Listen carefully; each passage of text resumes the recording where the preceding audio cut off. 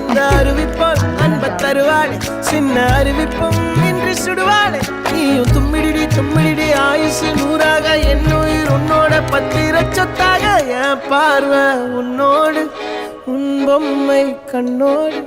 பேசாமல் விண்ணோடு நாம் மிதந்து போவோம் காதாரா அடியாளோ